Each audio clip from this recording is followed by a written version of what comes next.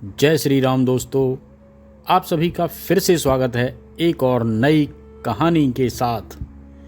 बेटी किसके घर में पैदा होती हैं? भगवान के अनुसार कौन सा वो घर होता है जिनके घरों में बेटियां पैदा होती हैं? इस कहानी का वर्णन गरुड़ पुराण में आता है। दोस्तों, आज भी हम ऐसे समाज में जी रहे हैं जहां आज भी पुरुष प्रधान है। आज भी जब लड़की का जन्म होता है तो अधिकतर घरों में मायूसी छा जाती है। ऐसा क्यों? और दोस्तों, यह और कुछ नहीं बल्कि हम मनुष्यों की अज्ञानता है, अनपढ़ता है। लड़की को बोझ समझते हैं, परंतु आपको जानकर हैरानी होगी कि लड़की का जन्म हर किसी के घर में नहीं होता। आपने देखा होगा, बल्कि उसी के घर होता है जो भाग्यशाली होते हैं और अपने पुण्य कर्म अर्जित किए होते हैं। और आज मैं आपको यही बताने जा रहा हूँ कि भगवान कैसे घरों को लड़की का जन्म देने के लिए चुनते हैं और वह कौन से पुण्य कर्म हैं जिसकी वजह से कोई भी इंसान बेटी का माँ या बाप बनता है। बेटी किसके घर में पैदा होती है, ये है गरुड़ पुराण के अनुसार। दोस्तों, भगवान श्री कृष्ण से अर्जुन पूछते हैं कि हे माधव, किन कर्मों के कारण किसी के घर पुत्री धन की प्राप्ति होती है, अर्थात कैसे घरों में बेटियों का जन्म होता है। तब श्री कृष्ण ने अर्जुन से कहा, हे पार्थ, अगर किसी के घर बैठे ही भाग्य अच्छे होते हैं तो बिटिया सौभाग्य से, और जो भी स्त्री या पुरुष अपने पूर्व जन्म में पुण्य कार्य वर्जित किए होते हैं, उन्हें ही एक बेटी के माता पिता होने का सौभाग्य प्राप्त होता है।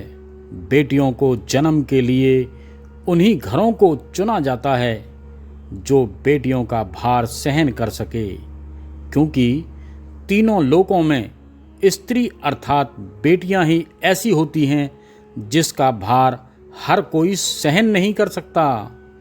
वह बेटियां ही होती हैं जो इस सृष्टि को निरंतर चलाती हैं।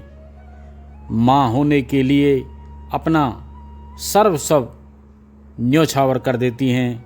हे अर्जुन, जिस दिन इस सृष्टि में बेटियों का जन्म लेना रुक जाएगा, उस दिन धीरे धीरे इस सृष्टि का अंत हो जाएगा। मित्रों को, भगवान श्री कृष्ण के इन बातों पर गौर किया जाए तो उनका कहना बिल्कुल सही है, क्योंकि बेटियां ही अगर नहीं होंगी तो किसी का वंश भी आगे नहीं बढ़ सकता। तो दोस्तों, आपने भी कई लोगों को कहते सुना होगा कि जिस घर में बेटी का जन्म होता है वह स्वर्ग के समान होता है, क्योंकि बेटा तो केवल एक कुल को रोशन करता है, लेकिन बेटियां तो दो कुलों को रोशन करती हैं।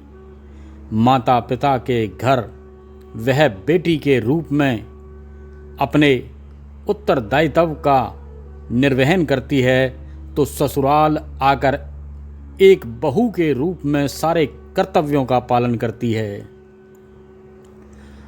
आपने शायद नहीं सुना होगा, लड़कियां भी पिंडदान कर सकती हैं। दोस्तों, आजकल आपने सुना होगा या ना सुना हो, बेटियां वो परिवार में किसी के मर जाने पर उसका पिंडदान नहीं कर सकती हैं, लेकिन यह बिल्कुल भी सही नहीं है, क्योंकि रामायण में बताया गया है, और मैंने भी पहले आपको एक जो कहानी सुनाई थी पिंडदान वाली, उसमें भी सुनाया गया है कि प्रभु श्री राम के पिता राजा दशरथ की मृत्यु हो गई और माता सीता अर्थात राजा दशरथ की बहू ने भी उनका पिंडदान किया था, जिससे उन्हें जन्म मरण के चक्र से मुक्ति मिल गई थी। इतना ही नहीं, हिंदू धर्मशास्त्रों में बताया गया है कि बेटियां भी अपने पिता के नाम का पिंडदान कर सकती हैं। वहीं अगर ससुराल पक्ष में कोई पुरुष नहीं है तो इस स्थिति में बहू भी पिंडदान कर सकती है।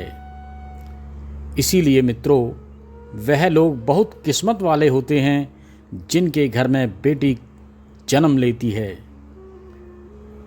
वही वह प्रबल किस्मत के होते हैं जिनके घर एक से ज़्यादा बेटियां होती हैं। शायद यही कारण है कि बेटियों को लक्ष्मी कहा गया है। दोस्तों, बहुत से लोगों की सोच यह होती है, बेटी है तो बिना समय गंवाए और इस पर क्यों हम पढ़ाई में पैसे लगाएं, क्यों ना ऐसे ही इसकी शादी कर दी जाए।